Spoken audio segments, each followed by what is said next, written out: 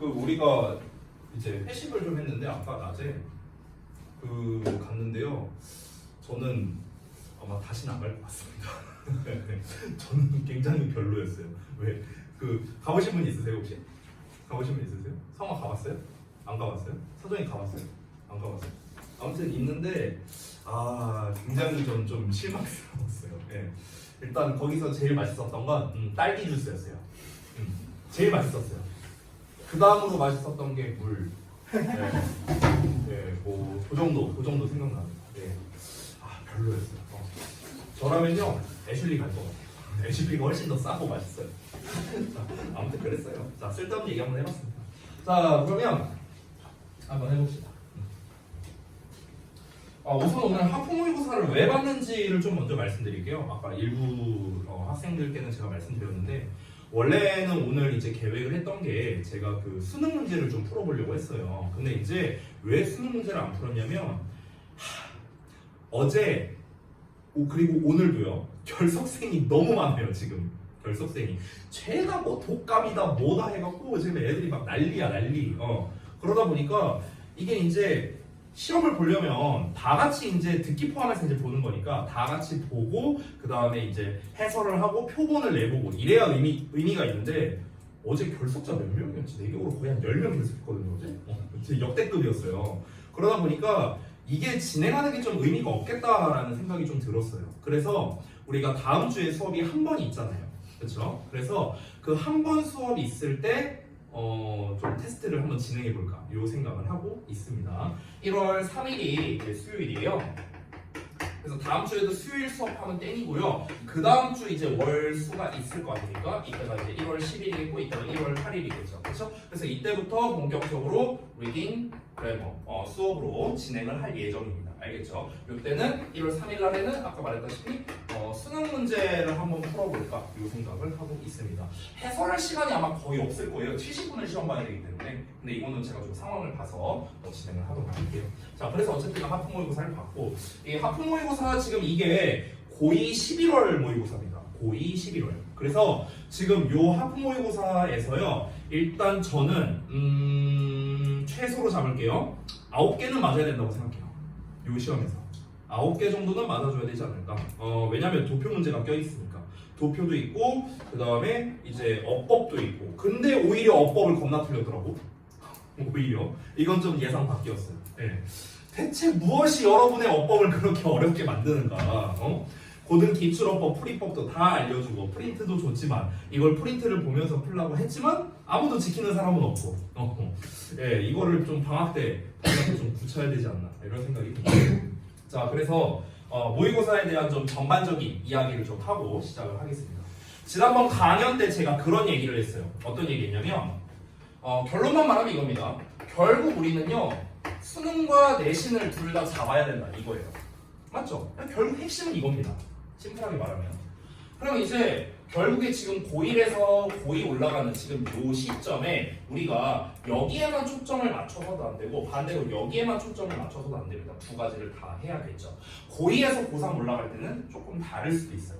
본인이 이제 나는 이제 정시의 길을 걷겠다 이러면 이제 얘만 선택하거나, 아니면 나는 수시에 좀 더 포커스를 맞추겠다, 여기에 좀 더 비중을 둘 수는 있겠죠. 그렇죠? 근데 현재 기준으로서는 두 가지에 다 우리가 어느 정도 초점을 맞춰야 된다. 자, 수능에 이제 대해서 좀 얘기를 하자면요, 요 부분 그 정규 수업에 대해서 좀 얘기를 하자면 좀 말씀드릴게요. 정규 교재는 일단 알다시피 리딩이랑 그래머가 있어요. 보통은 이제 그래머 같은 경우는 우리가 시중 교재를 많이 쓰죠. 제일 많이 쓴 게 어법급 시리즈라든가 아니면 수능 구문 시리즈라든가 이런 걸 많이 썼고요. 리딩 같은 경우는 이제 학원에서 만든 교재를 많이 썼습니다. 이 부분을 좀 초점을 맞춰서 말할게요. 우리가 내신에서 많이 틀리는 게 제가 맨날 얘기하는 건데 어법, 어휘, 서술형입니다. 맞죠? 이것 때문에 틀리잖아요. 자, 어법 같은 경우는 여기서 하면 되죠. 그럼 남는 거는 어휘랑 서술형인데, 어휘 같은 경우는 사실 수능이든 내신이든 당연히 중요한 거 아닙니까? 너무 당연한 말이라서 이거는. 그럼 이제 나머지 서술형을 보자면요, 이 리딩 교재를 구성할 때 그래서 우리가 고민을 한 게 뭐였냐면요, 두 가지를 다 잡기 위해서는 문제의 어떤 특정 유형에 대해서 또는 글 읽는 패턴에 대해서 이런 것들에 좀 중점을 잡았습니다. 그래서 우리가 수능을 대비할 수 있는 그런 내용이 이제 보통 교재 앞부분에 나와 있습니다. 기존에 여러분이 써보셨던 독후감 시리즈 말하는 거예요. 그래서 앞부분에는 이제 그 수능에 대한 내용, 뭐 글 구조 독해라든가 아니면은 얘가 뭘 의미하는 거냐, 이 말이 뭐 비교대조냐, 뭐냐, 뭐 이런 이 패턴 같은 걸 쓰는 게 여러분 교재에 있었습니다.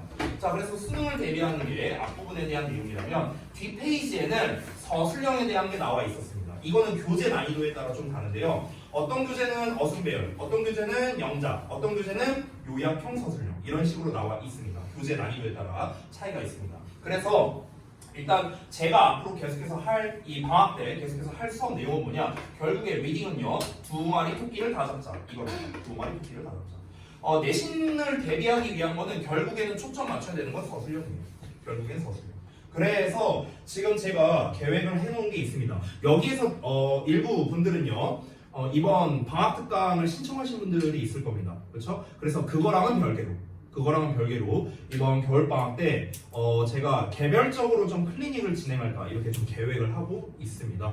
이 개별 클리닉에 대해서 조금 더 말씀을 드리면요 교재를 제가 좀 준비할 거예요. 단어에 대한 교재 뭐 또는 서술형에 대한 거 또는 어법에 대한 거 뭐 여러 가지가 있겠죠. 또는 뭐 영작이 될 수도 있고요. 그 교재를 한 3-4권 정도 준비할까 생각하고 있습니다. 미리 말하면 일단 계획은 1월 15일부터 할까 생각하고 있어요. 1월 15일 그러니까 언제냐 다음 주인가? 그쯤 되겠죠. 한 3주 정도 뒤가 되겠습니다.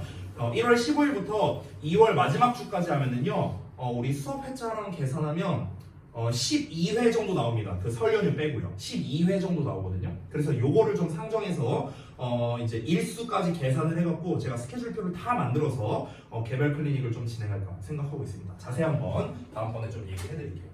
자, 그래서 일단 리딩 같은 경우는 이렇게 2마리 토끼를 다 잡으려고 한다. 그래머는 어차피 이제 요 어법을 잡기 위해서 그런 건데 오늘 모의고사를 봐서도 알겠지만 어법에서 틀린 사람이 너무 많잖아요. 그렇죠? 그래서 조금 더 어법에 좀 치중해서 기존에는 저희가 내신 대비를 하면서요.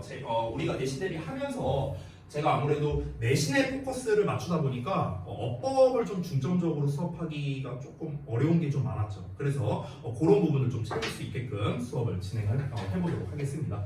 자, 그러면 이제 어쨌든간 오늘 진행한 거는 하프 모의고사이기 때문에 수능에 좀 초점을 맞춰서 일단 간단한 인트로덕션을 해볼게요. 자, 여러분 수능 같은 경우는 총 이제 45문제로 구성되어 있죠. 잘 아시다시피 70분 제한이고요. 수능에서 우리가 이렇게 한번 접근해 볼게요. 우리가 수능을 보는 거의 의미는요, 영어 시험은요, 의미가 뭐냐면 두 가지예요. 수능에서의 영어 시험은 의미가 2가지. 첫 번째는 최저를 맞추기 위한 용도이다. 지난 강연 때 얘기했던 거고, 그 다음에 두 번째로는 정시를 갈 때, 특히 특정 상위권 대학, 대표적으로 스카이입니다. 여기를 갈 때 무조건 잘 받아야 되는 과목이다. 이 정도의 의미가 있다고 보면 됩니다. 지금 현재 우리 입장에서는 당연히 최저를 맞춘다에 포커스를 좀 더 맞춰야겠죠. 그렇죠? 자, 그러면 최저를 맞춘다고 했을 때 우리가 이 수능 영어를 몇 등급을 받아야 되는가? 일단 1차적으로는요, 2등급을 목표로 해야 됩니다. 2등급. 선생님, 저 지금 하프 모의고사 9개 맞았는데요? 저 다 맞았는데요? 여러분, 고1, 2 모의고사로는요, 여러분의 실력의 척도를 알 수가 없습니다. 그 사례를 한 가지 말씀드리자면요. 3명이나 될 텐데 그냥 2명만 잘라서 얘기할게요. 제가 지난번에 강연할 때 예시로 보여줬던 그 첫 번째 예시로 보여줬던 삼수생 친구 있었어요. 기억나요? 그 친구가 113 받았거든요. 그래서 내가 막 서울대 써봐라 막 이런 카톡 내용 같은 거 보여줬었죠. 근데 요 113에서 요 3이 뭐예요? 영어예요. 영어야. 그러니까 얘가 만약에 2등급 받았다? 그러면 내가 연대 쓰라고 했을 거예요. 근데 연대가 영어를 많이 보거든요. 그래서 내가 얘기한 적이 있는지 모르겠는데 우리 학원에 프로그램이 있거든요. 사실은요.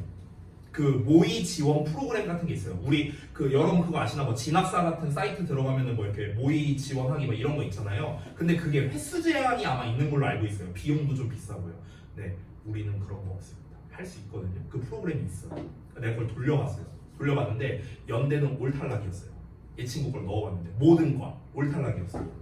그래갖고 제가 그리고 이제 배치표랑 이제 지난 9월 모의고사 기점으로 한 배치표랑 막 이런 거를 다 살펴봤는데 일단 연대는 탈락이었어. 그 이유가 뭐냐? 다 영어 때문이었어. 영어 때문에. 그러니까 이런 친구가 있었어요. 근데 한편으로 주역고에 지금 현재 3학년에 작년에 계속 6, 7등급 받던 친구가 있었습니다. 내신 기준으로. 모의고사로는 한 4등급 나왔습니다. 이번 수능에서 2등급 받았어요. 네. 거의 뭐 인간승리죠. 인간승리. 그렇죠? 말이 안 되거든요. 이 친구도요. 지금 영어가 모의고사가 아니 그 수능에서 3등급 나왔잖아. 얘 고1 때 고2까지요. 영어 계속 1등급 받던 친구예요. 모의고사에서. 그래서 자기가 잘하는 줄 알았던 친구거든요. 그러니까 고1, 2 모의고사로는요. 우리가 진짜 내가 수능을 잘 볼 수 있는가의 척도를 알기는 사실은 조금 한계가 있다는 점. 그래서 우리가 일단 1단계로는요. 2등급을 받는 걸 목표로 잡아야 됩니다. 80점이죠? 80점 이상. 요거를 이제 목표로 잡는데 그러면 이제 80점 이상을 목표로 잡자까지는 좋아. 그럼 이제 어떻게 할 건데? 구체적인 어떤 방법이 필요할 거 아닙니까? 예를 들어서 내가 뭐 예를 들어 근호한테 물어볼까? 근호야 네가 수능 영어로 2등급 받고 싶어. 어떻게 공부할 거야? 막막하지 않아요? 어떻게 공부할 건데? 재민아 어떻게 공부할 거야? 2등급을 받기 위해서. 그러니까 이게 정답이 없어서 그래요. 정답이 없어서. 그렇죠? 그러니까 예를 들어서 차라리 만약에 뭐라고 해볼까? 만약에 수학이라고 쳐볼게요. 내가 수학 2등급을 받기 위해서 어떻게 하면 될까? 뭐 이것도 막연할 수 있겠지만 근데 사실 수학은 어찌 보면 간단합니다. 뭡니까? 그냥 개념 실컷 보고 개념 테스트도 보고 그리고 유제 문제 풀고 조금 더 어려운 문제 풀고 그 다음으로 어려운 문제 풀고 그냥 겁나 풀면 됩니다. 겁나 풀고 첨삭하고 하면 됩니다. 그러니까 방법은 사실 간단해요. 근데 문제는 뭐냐? 영어는 어떻게 할 건데요? 내가 늘 말하죠? 영어는 방법이 중요한 과목이라고. 그래서 그 과정을 보여줄게요. 어떻게 해야 되는가? 자 일단은 제가 이렇게 써보겠습니다.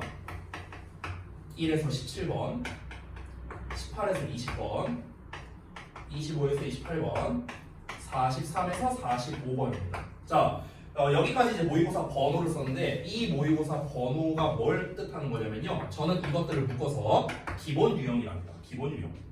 그러니까 기본 유형이라 하면 뭐냐? 틀리면 안 되는 것들이에요. 틀리면 안 되는 거. 그러니까 여기에서 틀리면요. 그냥 등급 떨어진다라고 생각하면 돼요. 여기에서 내가 문제를 틀리는 순간 나는 등급이 떨어지죠. 됐죠? 1에서 17번 듣기죠? 18에서 20번 여기 목적, 심경, 그 다음에 주장 25에서 28번 뭡니까? 안내문, 일치, 도표 그쪽이죠. 실용문 쪽 43에서 45번 맨 뒤에 나오는 스토리텔링류의 장문 독해 됐습니까? 이렇게 됩니다. 자, 내 퀴즈 하나 내볼게. 이거 다 합치면 몇 점일까? 채원아 몇 점일 것 같아? 이거 다 합치면 80점? 80점? 누가 80이라고 했냐? 서정이가 말했냐? 80점이요? 이거 다 맞으면 80점? 야 그러면 진짜 소원이 없겠다. 예, 57점입니다. 이거 다 맞추면 57점이야. 57점. 아니 야 이걸 다 맞췄는데 어떻게 80점이 나와? 야 지금 비어있는 번호가 21에서 24, 29에서 42번까지 비어있는데 야씨 어떻게 이게 80점이 나와? 자 봐봐 57점 나오는데 봐봐 이거를 우리가 100% 맞췄다고 한번 가정을 해봅시다. 그리고 나머지 문제는 내가 다 찍었어. 근데 야 다 찍어도 2개는 맞지 않겠냐? 한 번으로 다 찍어도 2개 정도 맞지 않겠어? 그래서 보통 요 기본 유형을 맞추면요 다 맞출 수 있으면요 일단 4등급이 확보가 되는 거예요. 일단 여기서 출발하는 겁니다. 여기서 선생님 저는요 지금 고3 모의고사가 2등급은 나오는데요 그래도 이거 해야 됩니까? 그거는 상황에 따라 다른데요 내가 2등급인데 예를 들어 모의고사를 4번 갖다 쳐볼게요. 4번 봤는데 4번의 모의고사에서 이걸 다 맞았어. 예를 들어서 요 유형을요 그럼 안 해도 돼요. 그러면 그 다음 단계부터 해도 됩니다. 근데 4번의 모의고사에서 내가 단 한 번이라도 여기에서 한 문제라도 틀렸어. 그럼 얘부터 해야 돼. 알겠죠? 그러니까 일단 스타트는 여기예요. 스타트는. 자, 그럼 여기에서 이제 요 유형들을 우리가 이제 일단 학습을 했어. 요 학습이 끝나고 나면 그 다음에 이제 그 다음으로 쉬운 문제를 해결해야겠죠. 그 다음으로 쉬운 게 29번과 35번입니다. 혹시 이거 무슨 문제인지 알아? 맞아요. 어법 문제. 35번 혹시 뭔지 알아? 그걸 몰라? 흐름상 어색한 거 골라라. 이거예요. 이게 이제 35번 문제예요. 29번, 35번. 됐어? 요 두 개를 이제 해결하는 겁니다. 자, 요 두 개가 해결됐어. 자, 그 다음 단계가 있습니다. 그 다음 단계는 21에서 24번입니다. 이거 뭡니까? 함축의 미추론, 주제, 요지, 제목이죠. 됐어요? 요거. 자, 그 다음으로 해결해야 되는 게 이제 30번입니다. 30번 문제는 혹시 뭔지 알아요?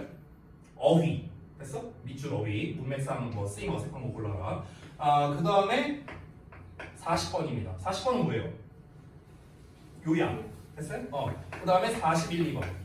장문 독해. 얘보다 좀 더 짧은 장문 독해인데 난이도는 어려운 거. 됐어? 그러니까 여기에 해당합니다. 자, 여기까지 끝났어. 그럼 이제 마지막 단계가 뭐겠습니까? 이건 여러분이 예상 가능하죠. 31에서 34, 36에서 39입니다. 이거 무슨 문제예요?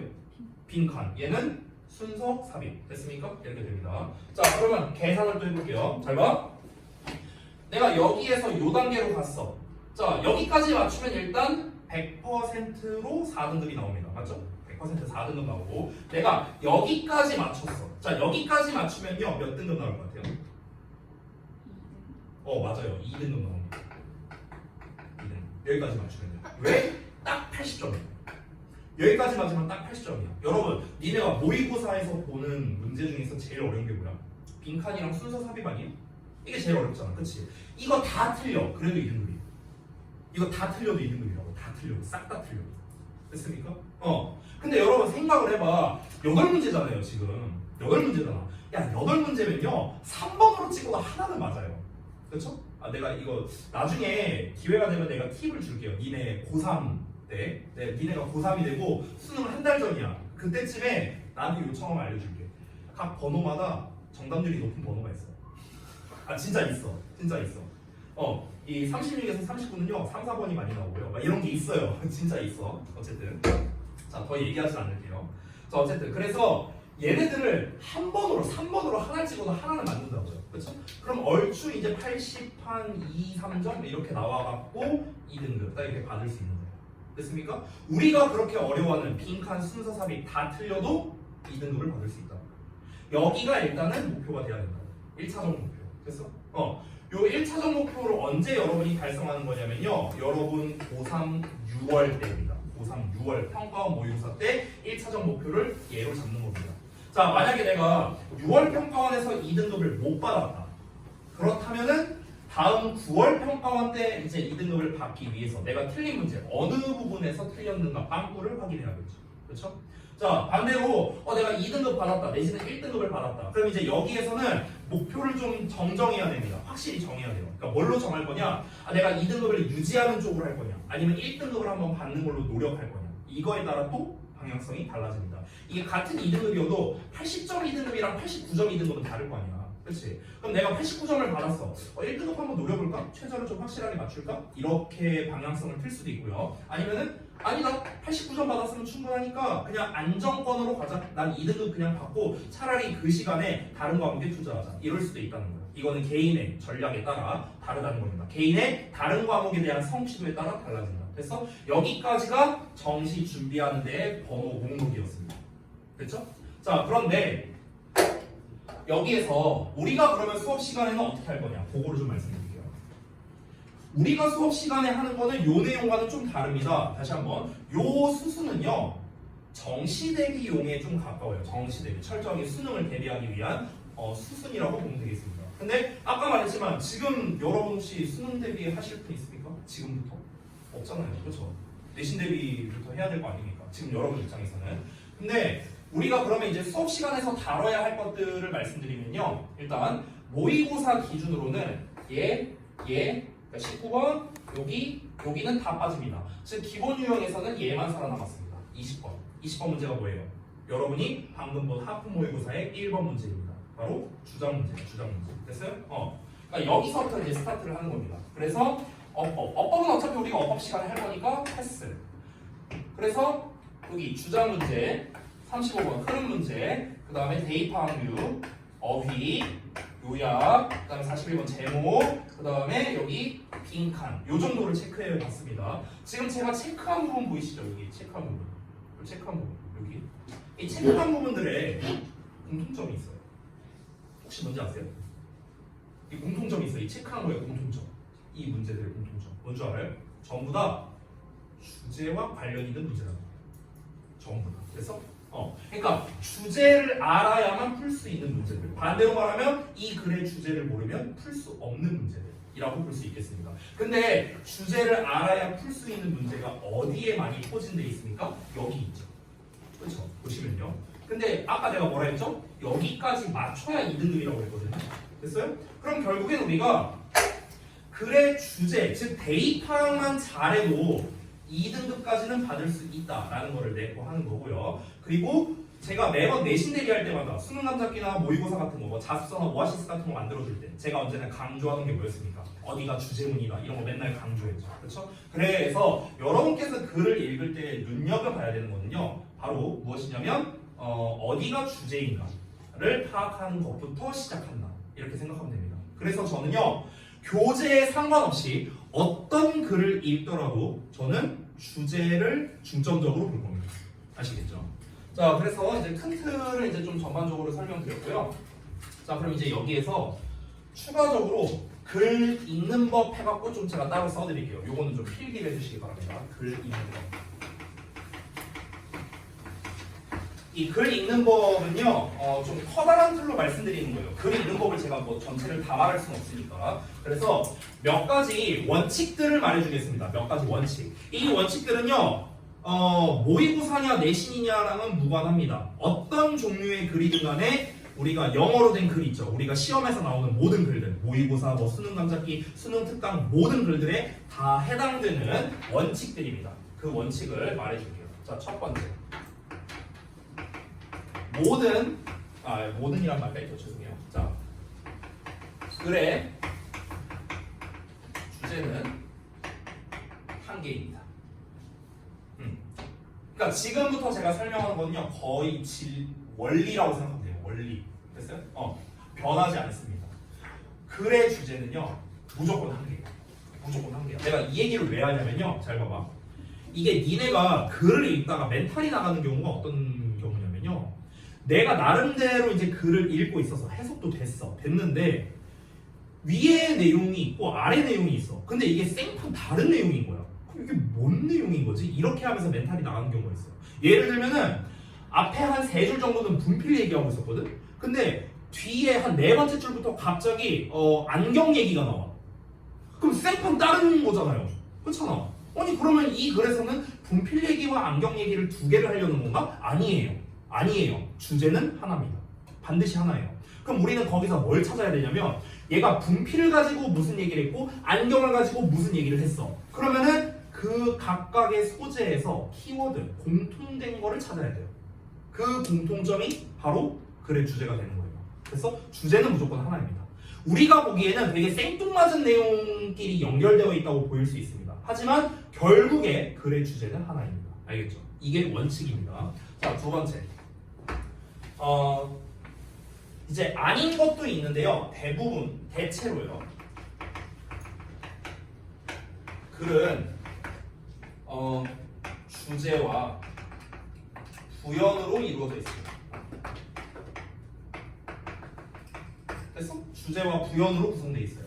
그러니까 우리가 여러 가지 보는 글의 패턴들이 있는데 그게 다 여기에서 파생된 겁니다. 주제, 부연. 여기서 다 파생된 거야. 막 그런 거 있잖아. 문제점, 해결책, 통념, 반박 뭐 이런 패턴들이 있잖아요. 원인, 결과 이런 여러 가지 패턴들이 있죠. 근데 그 모든 패턴들은 결국엔 여기에서 파생된 거예요. 여기가 출발점입니다. 알겠죠? 그래서 여기서 중요한 게 뭐냐면 주제와 부연의 각각의 의미를 알아야 되는데 주제 같은 경우는요 하나만 쓸게요. 그냥 한 개만 여러 개 안 쓸게요. 얘는 포괄적이고요.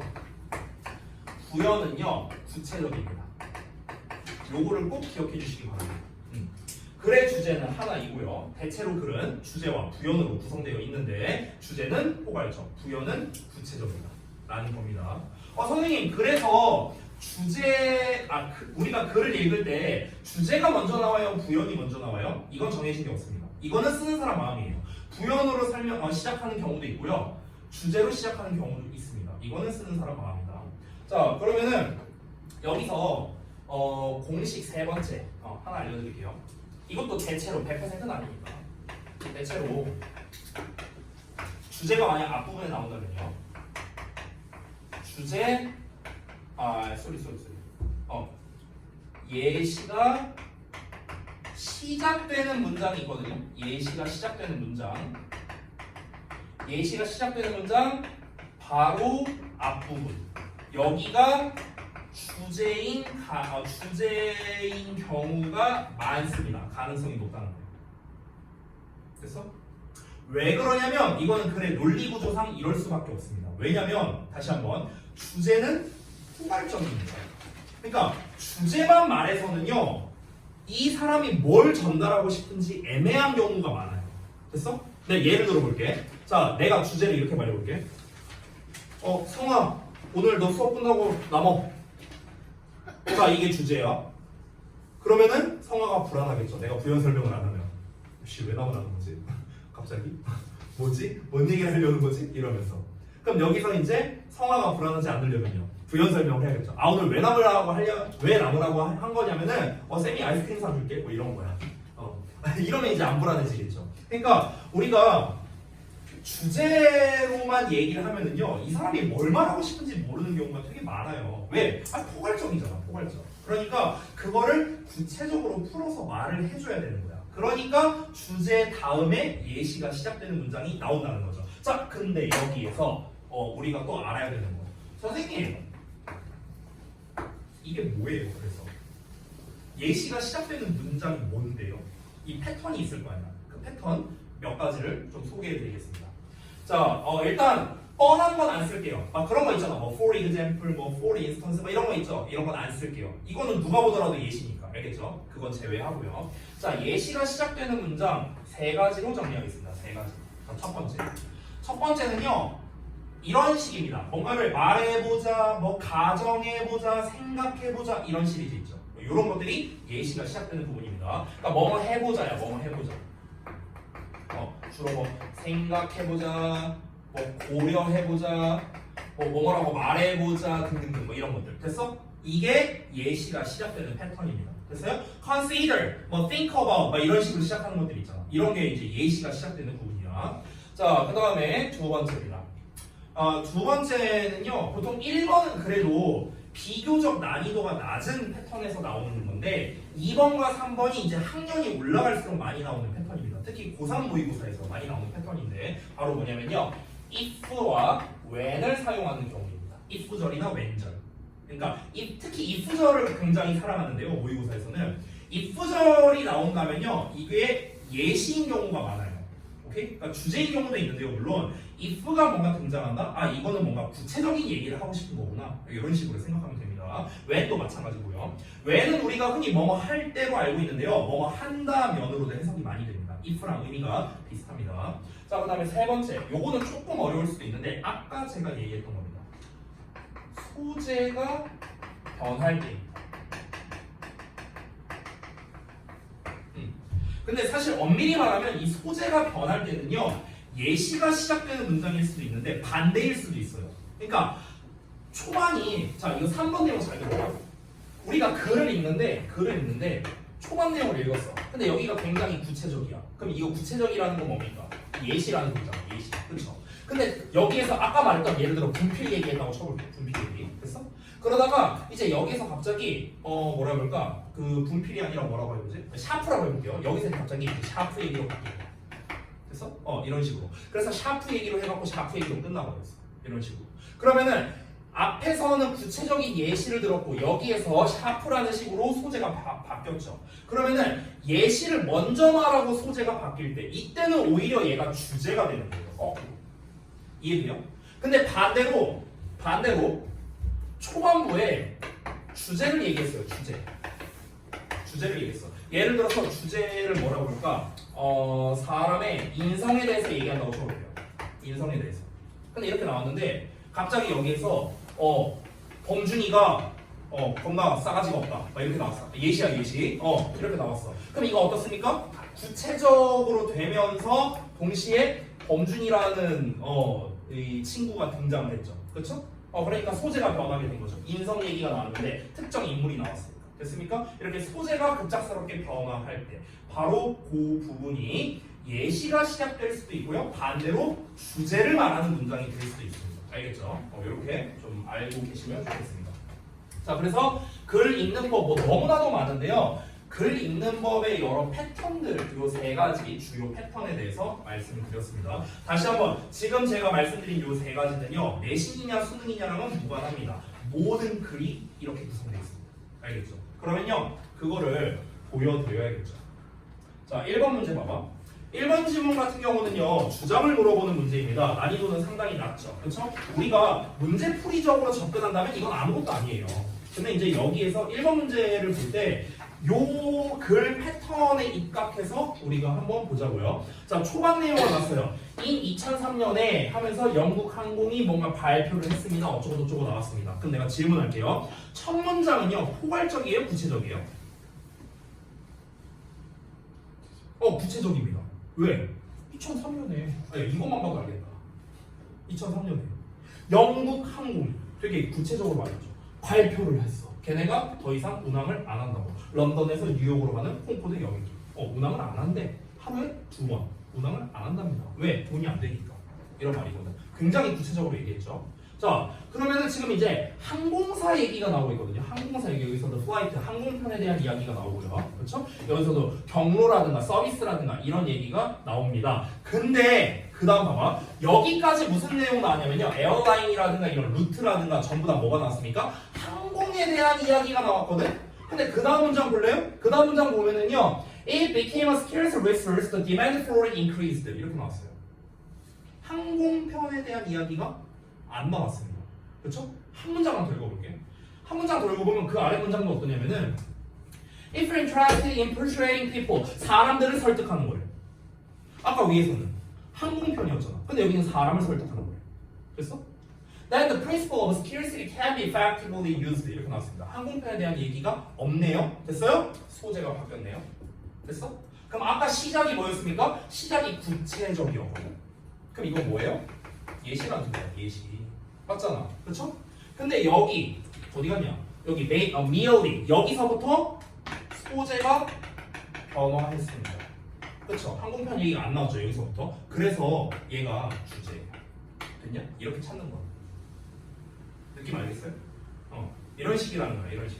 어떤 느낌인지 알겠죠? 자, 그러니까 지금 제가 알려드린 이 1번 같은 경우는 문제풀이에 입각해서 알려드린다기보다는요. 요걸 기반으로 보여드린 거야. 요걸 기반으로. 됐습니까? 그리고 아까 말했다시피 모든 글의 주제는 한 개라고 했습니다. 보통 글의 주제에 관련된 문제 있죠. 이거 주장이니까 글의 주제와 관련이 있는 거잖아. 얘 같은 경우는요. 키워드가 그래서 중복됩니다. 어떻게 나오는지 볼까요? 자, 보시면 여기서 scarce 나왔어요. 부족한. 여기서 연결되는 단어가 뭡니까? 그 아래 나와 있는 scarcity입니다. scarcity. 명사형으로 썼죠? 희소성. 이 얘기가 나왔고요. 이 scarcity에 이어서 뭐가 나오는지 잘 보세요. 이 scarcity에서 이어서 여기 uniqueness 보이세요? 보이시죠? uniqueness. 뭡니까? 고유성. 고유성이 뭔데요? 몇 개 없다는 거잖아. 희귀하다는 거죠. 희귀하다는 거는 이거랑 똑같은 거죠. 희소성. 그렇죠? 그 다음 문장에서 어떻게 나오는지 볼까? 그 다음 문장에서는 limited로 나와 있어요. 그래서 반복되는 말. 말이 반복되는데 어떻습니까? 표현은 다르게 쓴 거죠. 계속 패러프레이징 하면서 똑같은 말 하는 겁니다. 여러분, 주제 관련된 글이 이렇게 나오는 거예요. 됐어? 그러니까 똑같은 말인데 계속 바꿔가면서 표현을 하는 겁니다. 바꿔가면서. 됐습니까? 그럼 이 글에서 가장 중요한 키워드는 뭡니까? 희소성이야. 희소성. 됐어? 왜냐면 희소성에 대한 이야기가 계속해서 나왔잖아. 근데 여러분이 그 모의고사 시험지를 읽어보면 알겠지만요. 희소성에 대한 표현은요. 3번밖에 안 나와 있어요. 그래서 3번이 정답이에요. 저라면 이렇게 풀었을 거예요. 됐습니까? 그러니까 지금은 제가 이렇게 말로 쫙 설명하면서 해서 시간이 약간 걸렸는데 여러분이 문제를 풀 때는요. 그냥 글을 읽으면서 그냥 이건 이런 내용이구나 하고 그냥 자연스럽게 파악을 했겠죠. 근데 저는요. 구체적인 방법을 보여드렸습니다. 초반에 구체적인 내용이 나왔으니까 뒤에 소재가 여기서 소재가 변화했네. 소재가 변화했으니까 얘는 핵심적인 내용이란 거겠네. 즉 주제라는 거구나. 구체에서 소재가 바뀌었으니까 주제가 주제가 되는 거고. 그럼 여기 주제 부분에서 다룬 내용이 scarce라는 단어가 나오고 scarcity, uniqueness, limited 이런 키워드들이 겹치네. 희소성이 중요하구나. 근데 희소성에 대한 키워드는 3번밖에 없네. 3번 정답. 이렇게 풀면은요 20초도 안 걸립니다. 20초도 안 걸립니다. 내가 지금 말하면서 하는데도 1분도 안 걸렸거든요. 20초도 안 걸립니다. 됐어? 그러니까 우리가 진짜 빠르고 정확하게 풀 때는요 일단 요 패턴을 알면은 쉽게 접근할 수 있다는 거예요. 아시겠죠? 예를 들어서 2번도 한번 볼게요. 함축음의 추론인데 미디어 다이어트라는 녀석만 보고는 우리가 당연히 알 수가 없죠. 그래서 똑같이 한번 가보겠습니다. 여기에서는요 제가 좀 알려드리고 싶은 게 있어요. 잠깐 하기 전에 학생들이 이런 질문을 할 때가 많아요. 선생님, 저는요 글을 빨리 못 읽겠어요. 어떻게 빨리 읽어요? 또는 어떻게 빨리 풀어요? 이런 거 질문하는 분들이 많거든요. 근데 좀 전제가 좀 잘못됐어요. 잠깐 얘기 좀 할게요. 제가 다른 이제 인터넷에서 이제 인강 강사들이 보면은 모의고사에 대한 얘기는 정말 많거든요. 정말 많아요. 그래서 이제 모 유명한 유튜브에서 영어 가르치는 좀 유명한 강사가 몇 분 있어요. 몇 분. 그래서 내가 한 4~5명씩 거를 봤어요. 똑같은 해설 강의, 똑같은 모의고사 해설 강의를 어떤 식으로 하는지 궁금해서 이렇게 한번 쭉 봤습니다. 근데 이 5분들이 굉장히 다 수업을 잘하셨고 자기만의 특색이 있었어요. 근데 내가 개인적으로 아쉬웠던 게 하나 있습니다. 개인적으로 아쉬웠던 게 뭐였냐면요. 그 선생님들이 수업하는 거는 약간 이런 식이었어요. 어떻게 되냐? 자, 제목 문제 푸는 법 알려줄게. 어떻게 하는지 보자. 자, 여기에서 이렇게 나왔지? 그래서 여기서는 그 뭐야? 이게 중요하다는 거잖아. 자, 그럼 다음에 한번 보자. 여기에서 여기 봐봐. 여기서 이렇게 연결되고 여기 중요한 걸 나왔지? 근데 여기 이렇게 나왔지? 그러니까 이렇게 연결됐어. 그래서 얘가 단어가 이렇게 바뀌었네? 그래서 얘가 정답이야. 요런 식의 풀이야. 요런 식의 풀이. 방금 전에 내가 주장 문제를 어찌 보면 비슷하게 풀었거든요. 그런 난이도라면 상관없어요. 이렇게 풀어도. 근데 문제는 뭐냐? 제목 문제라든가 기타 다른 문제들을 보면은 대부분 보기가 영어로 돼 있습니다. 맞죠? 근데 우리 입장, 자 우리 입장에서 보자. 우리 입장에서는요. 일단 뭐가 안 되냐? 첫 번째, 자 얘가 이렇게 해서 이렇게 해석되지? 해석이 안 돼요. 일단 우리의 문제점. 그게 첫 번째. 두 번째, 자 이렇게 해석되잖아. 그럼 이게 결국 무슨 말이야? 이렇다는 내용이잖아. 내용 파. 이게 안 돼요. 그러니까 직독직행 다 했어. 근데 이게 뭔 말이지? 이렇게 되는 거야. 우리말로 번역은 다 했어. 근데 다 읽고 나서. 그래서 이게 뭔 말이야? 이런 경우. 됐어? 그러니까 우리가 이 방법을 따라할 수 없는 이유는 뭐냐면요. 직독직행가 안 되고요. 내용 파악이 안 돼요. 이게 근원적인 문제예요. 이게 되고 난 다음에 이 방법을 적용해야 속도가 빨라지는 거거든요. 됐어? 근데 우리의 문제는 뭐다? 이게 안 된다고. 이게 안 된다고. 그러니까 속도가 느린 겁니다. 본인이 생각했을 때 모의고사가 됐든 뭐 여러 시험이 됐든 좀 나는 푸는 속도가 느린 것 같다. 이런 생각이 든다. 나는 푸는 속도를 좀 늘리고 싶다. 한다면요. 여기부터 하셔야 돼요. 일단은 시작은 여기예요. 해석 그리고 내용 파악. 알겠죠? 일단 시작은 여기입니다. 자, 그럼 다시 돌아가서. 그러면 이제 우리가 실질적으로 문제를 풀 때 글을 읽을 때 어떻게 해야 되는가? 이게 정답이 없거든요. 그래서 개인마다 다른 방법을 알려드릴게요. 개인마다 다르게 적용할 수 있는 방법을 알려드릴게요. 잘 봐. 자, 실제 그냥 모의고사지로 보여줄게요. 자, 이렇게 나와 있죠. 2번 지문입니다. 그러면요, 어떻게 하시냐면 일단 틀을 먼저 보여줄게. 지문이 이렇게 있잖아요. 그럼 너네가 첫 줄 있죠, 첫 줄. 첫 줄은요, 무조건 각 잡고 해석하세요. 무조건. 알겠죠? 제대로 해석하라고, 제대로. 막 구문 분석까지 할 필요는 없어. 근데 꼼꼼하게 해석하라고요. 첫 문장은요. 첫 문장은요, 무조건 꼼꼼하게입니다. 이건요, 내가 여기 4번에다 쓸게요. 내가 자리가 없어서 4번 여기다 쓸게. 4번. 첫 문장은 꼼꼼하게 해석입니다. 무조건. 무조건. 알겠죠? 도표 빼고요. 도표 이런 거 빼고요. 자, 첫 문장 꼼꼼하게 내가 해석을 했어. 자, 여기에서 이제 본인이 한번 생각을 해봅니다. 이게 뭐에 대한 내용일까? 이걸 한번 생각해 보는 거야. 내가 그걸 알겠다. 만약에 첫 문장을 읽었는데 이제 뒷내용이 예상이 돼. 아, 이거 이런 내용이겠구나 하고 예상이 돼. 그러면은 그 다음부터 빠르게 키워드 위주로 읽으면 돼요. 근데 보통 첫 문장만 읽고 내용 파악되는 경우는 거의 없거든요. 그래서 첫 문장 읽었어. 아, 뭔 말인지 모르겠네. 두 번째 문장 읽었어. 아, 뭔 말인지 모르겠네. 세 번째 문장 읽었어. 아, 이거 이런 내용이구나. 이제 파악이 됐어. 그러면은 내가 생각한 내용이 맞는가? 이거를 점검한다는 생각으로 쭉쭉쭉쭉 그냥 빠르게 해석하면 되는 거예요. 됐습니까? 근데 예를 들어서 내가 첫 문장 읽었어. 몰라. 모르겠어. 끝까지 읽었어. 모르겠어. 이건 문제가 뭡니까? 둘 중 하나입니다. 본인이 해석을 못하거나 단어가 부족하거나 아니면 해석도 다 했는데 단어도 다 아는데 근데 그래도 모르겠다? 그럼 내용 파악이 안 되거나 국어 실력이 부족하거나 셋 중 하나예요. 셋 중 하나. 알겠죠? 자, 그러면 이런 식으로 가보는 겁니다. 예를 들어서 한번 읽어볼게요. 자, 첫 문장은 각 잡고 읽으라고 했죠. 모의고사 그냥 모의고사지. 우리가 시험 문제 푼다라는 생각으로 할 거니까 제가 일부러 자습서가 아니라 이 모의고사지로 한번 해볼게요. 봐봐. 가장 위험한 위협이래요. 우리의 능력에 있어서 집중하는 능력이랍니다. 그러면 우리가 집중력에 있어서 가장 문제가 되는 것은 뭐 이런 식으로 해석해도 되잖아. 그렇죠? 집중력에 있어서 가장 문제가 되는 것은 is not 하고 나왔는데 여기 but이 있거든요. 뒤를 보면 그럼 이거 뭡니까? not a 법이죠. 그렇죠? 여러분 not a 법비에서는요 B가 중요합니다. A는 해석 안 해도 됩니다. 과감하게. 알겠죠? 자 그럼 다시 한번 여기 다 날릴게요. 그냥 아니다. 첫 문장 제대로 해석하라 했으니까 그냥 해석할게. 자 집중력에 있어서 가장 위험한 위협은요, 즉 가장 문제가 되는 것은요 뭐가 아니다? 대절이 아니라 대절이래요. 우리가 근무 시간 중에 스마트폰을 쓴다는 게 아니고 우리가 스마트폰을 쓴다는 거래. 어떻게? 너무 불규칙적으로. 됐어? 스마트폰을 쓴다 자체가 문제가 아니야. 스마트폰을 불규칙적으로 쓴다는 게 문제야. 이렇게 말했습니다. 됐어?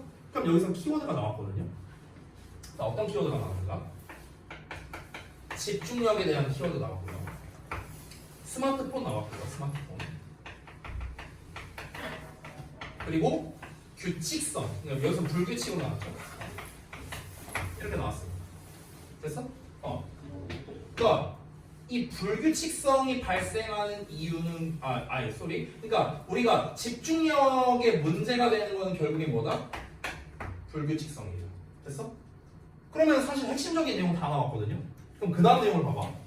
By checking our emails every now and then 얘가 핵심이고요. On the computer and our text messages here and there. 그 다음 on our phone with no particular schedule.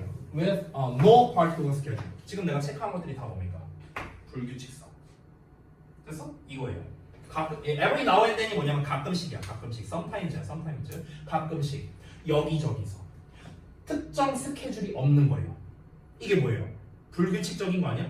근데 불규칙적이면 뭐라고 했습니까? 집중력 저하 문제 생긴다고 했잖아. 안 좋은 거죠. 불규칙은 뭐예요? 안 좋은 거예요. 됐냐? 그래서 뒤에 안 좋은 말 나와야 되거든. Our brain loses. 자, 우리의 뇌가 잃어버린답니다. 능력을요. 이미 이것만 봐도 안 좋은 말이잖아. 그렇죠?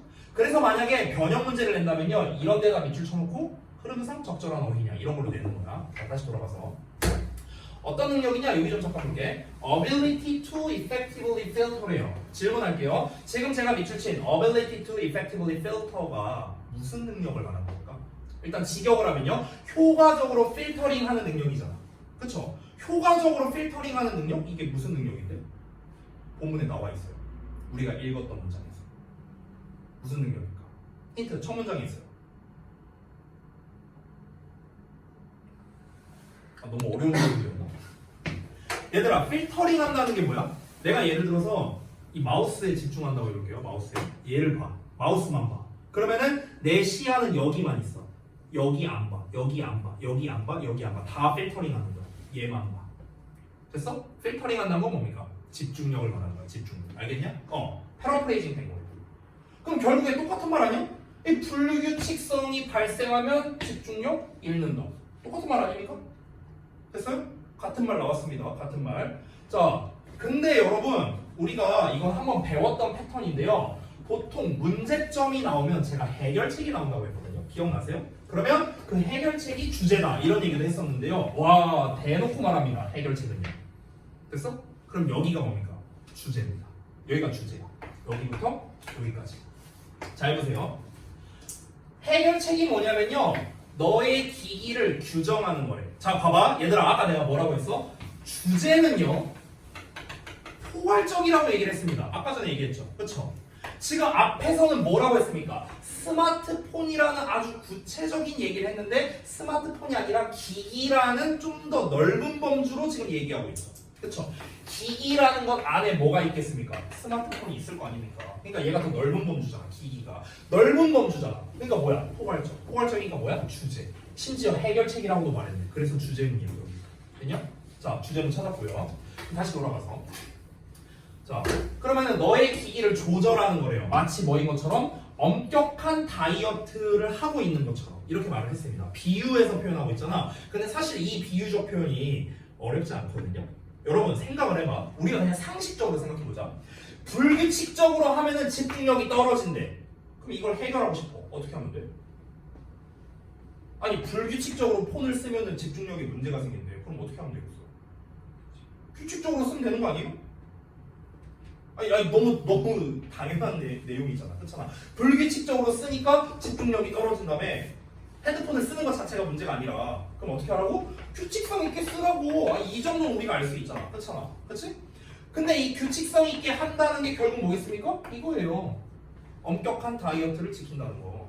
엄격한 다이어트를 지킨다는 건 엄격하게 식단을 조절한다는 거겠죠. 그렇죠? 내가 정해진 시간에 정해진 음식을 먹는 거. 이게 엄격한 다이어트 아니에요? 맞잖아. 근데 그게 뭡니까? 이거 아니야? 규칙성? 그렇죠? 지금 이 2번 문제가 뭐였습니까? 함축의미 추론이었어요. 함축의미 추론. 이 함축의미 추론은요. 사실상 주제 문제랑 똑같아요. 주제 문제. 봐봐. 쭉 넘어가서 맨 아래 뭐라고 나오는지 볼래요? 미디어 다이어트라고 나왔어요. 다이어트. 아까 다이어트가 뭘 의미하는 거였죠? 규칙성 아니었나요? 그렇죠. 그럼 여기서 미디어 다이어트도 뭡니까? 규칙성이야. 규칙성. 됐어? 이렇게 연결되는 거예요. 그럼 이제 우리가 규칙성에 관련된 키워드가 나온 게 정답이 되는 거거든? 근데 여러분 생각을 해봐. 야, 규칙적인 하면은요, regular이잖아. 그치? 본문에도 나왔죠. irregular이라는 표현으로 썼잖아. 불규칙적으로. 근데 이 단어를 만약 보기에다 쓴다? 너무 쉽죠. 그쵸? 그래서 규칙이라는 말과 관련성이 있는 키워드로 써야 되는 거예요. 됐어? 자, 그럼 여기에서는 우리가 약간 어휘력이 좀 필요합니다. 어떤 어휘력인가? 내가 이렇게 질문할게. 얘들아, 규칙적이다라는 말을 다르게 한번 표현해볼까, 우리? 규칙적이란 건 뭘까? 딴, 정해진 거. 맞아요? 정해진 거, 정해진 거. 확립된 거예요. 맞아? 정해졌다는 거는요, 변화가 있어요, 없어요? 없어요. 이런 식으로 우리가 말을 바꿔 쓸 수 있다는 거예요. 됐어?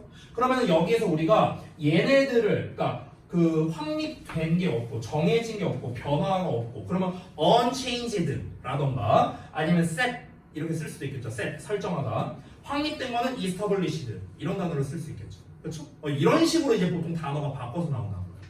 그래서 정답이 2번입니다. 2번 볼래요? Regulating the use of media devices with a set schedule. 정해진 스케줄. 정해진 건 뭡니까? 규칙성. 규칙성은 뭡니까? 미디어 다이어트. 됐어? 주제예요. 결국 주제 문제랑 똑같다. 됐냐?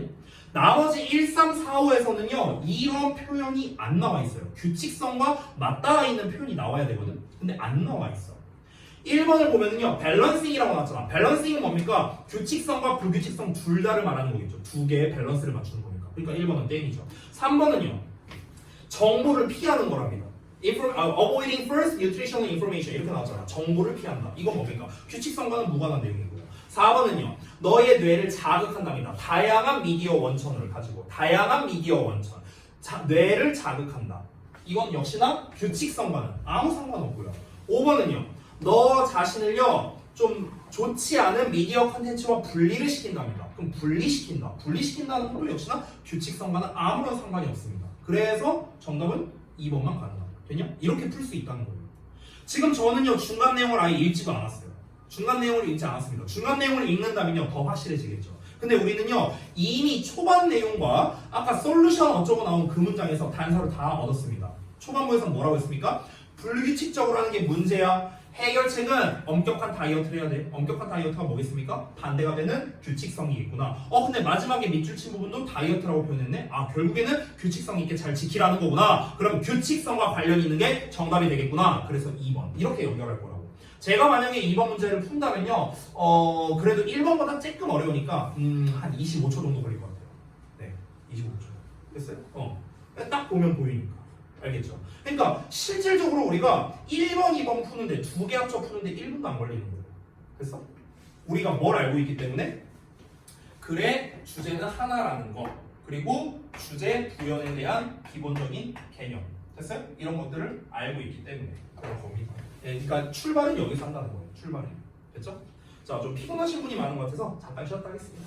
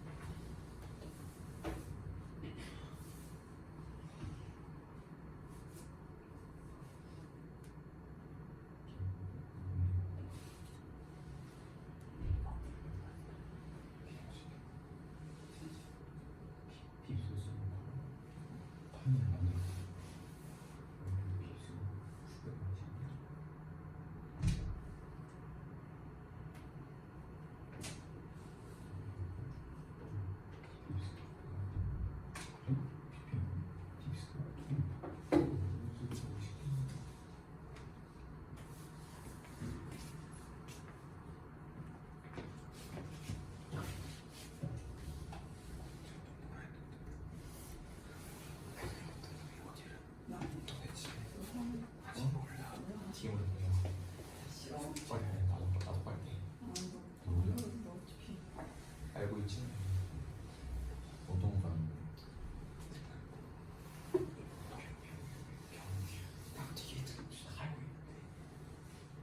구호 몇인데? 구호 몇인데? 수학 영어 뭐야? 빨리 말해. 111등인데 미쳤잖아 진짜. 어쩌고 4점 때려. 아니야. 정신이 과학 과학? 아니야? 뭐지? 한국사 한국사? 한치? 이거 한국사 와 아니야. 이거야? 아니야. 이거야? 사회 전문 정보? 정보? 진짜까지 8점이야. 48점? 네. 밥? 기가 됐나? 그럼 몇 시간 어떻게 지금? 그럼 2시간 있다가 킨치 가는 거야? 70. 이거 3급 수반 나와 그냥. 급 수반. 나쁘지 않아.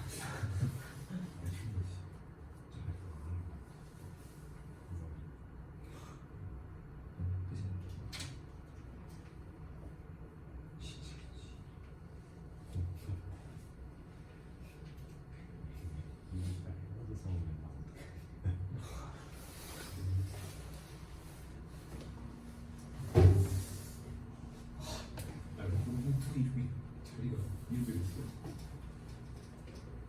모르겠어. 정하는 거야. 이거 다 줬어. 원래 집에 안 들어가 그때 들어가면 다 줬어.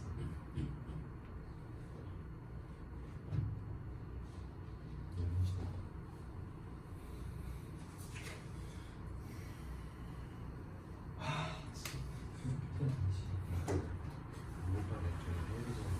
이거가 이것도 예쁜데? 맛이 아쉬운 거 알아? 아쉬운 거 그냥 얘기하는 거. 좋겠다. 이것도 썼는데 망하면 이거지. 공부 연치가 있는 게 아니라 안될 줄 알았어. 나중에 있어. 재밌어. 얼마나 와, 김승우. 예은. 나는 이 진짜 박수가 주시고 이거 뭐라고? 이거 제가 있어야 된다. 아, 여기 봐. 지금 이거 지금 재밌는 거 여기. 아, 여기 이거 해야 되니까. 왜 야, 물론 불만족스러워? 만족스럽잖아, 솔직히. 나쁘지 않잖아. 진짜 2월달 해보서 하려. 근접에 승진이 있으면 뭐거든? 승진이 있네. 이건 승관이 없네. 내가 그래서 왜 학교 생각 안 좋아? 나 바닥에 보아냐 받는데 그건 뭐야? 내가 뭐 우리한테 줘야 돼. 학급비 내리는 친구 오는데 넘겨야 되는 거야. 이게 세밀 한 번인 거지. 니가 왜 이게 안 나왔잖아. 그러니까 우리한테 10,000원 주면 그걸 가지고 우리가 나눠 갖고 아, 그걸 생일에? 생일에 산다는 거야. 나도 줘야지. 너도 줘야지. 3,300원씩 하자. 3,300원, 3,300원, 3,300원. 아, 그 5만 7만원인가? 7만 주면 10,000원 우리가 아, 받자. 5만 원이구나. 그럼 4만 원 이거 없고. 어떻게 알아? 우리 봤냐? 아니 너 보지 이름 있대. 아, 이거 선생님이 보내주신 거 복붙한 거. 아주 안 봤으면 왜 이름 있을까?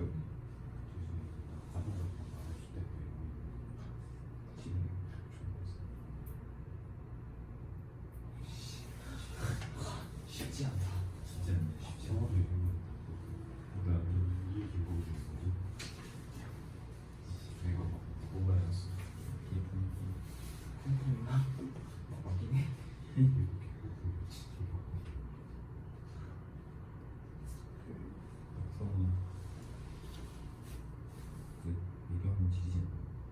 이 내용물이 새우 실시해 줘. 기준이 있어.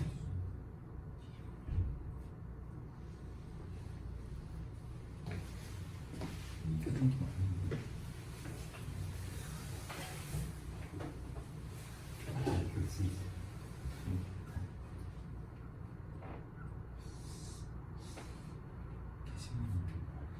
게시물이 마인크래프트 제목이 게스트는 내가 터뜨린 거야. 이거 좀 육대한 거야. 부사. 추억 남겨. 네, 어린 때보다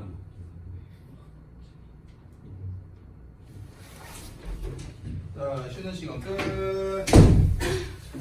끝. 아이고. 아까 9번을 좀 보자고 했었죠? 9번을 좀 빨리 보자. 우리 테스트 봐야 되니까.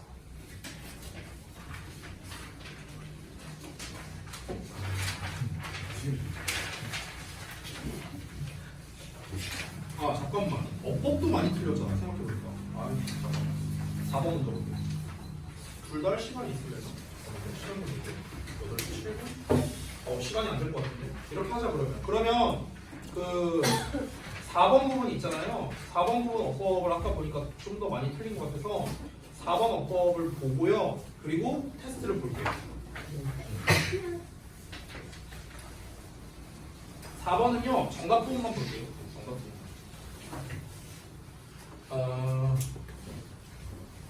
한번 볼까? 이거 좀 다 지울게요. 이게 어제 테스트를 봤는데 시간이 오래 걸리더라고요. 한 3문제밖에 안 돼서 난 금방 풀 줄 알았는데 한 20분 넘게 걸리더라고요.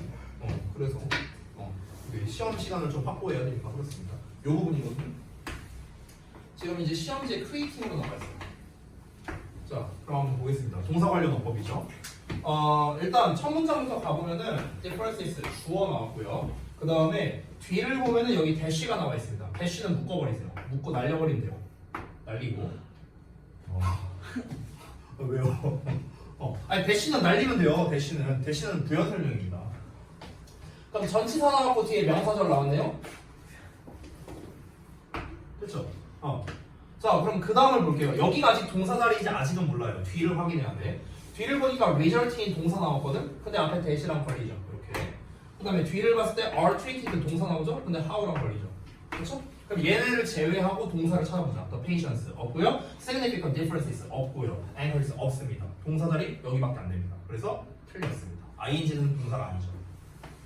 이걸 왜 틀린 거야, 그치? 자, 여기서 만약 서술형이라면 이제 올바르게 고쳤어라 라고 나오겠죠. 수, 시제, 해 신경 써야 되는데, 자, 스위치는 복수형이니까 복수에 맞게끔, 시제는 앞에 있는 녀석 확인했을 때 레이블 현재 시제, 해는 뒤에 목적어 나왔으니까 능동태. 됐어? 그래서 create다. 뭐가 어려워요? 여러분이 대체 답을 뭘로 골랐는지 모르겠는데 다른 걸 한번 볼까요, 그러면? 잠깐만. 본 김에 딴 거 좀 볼게요.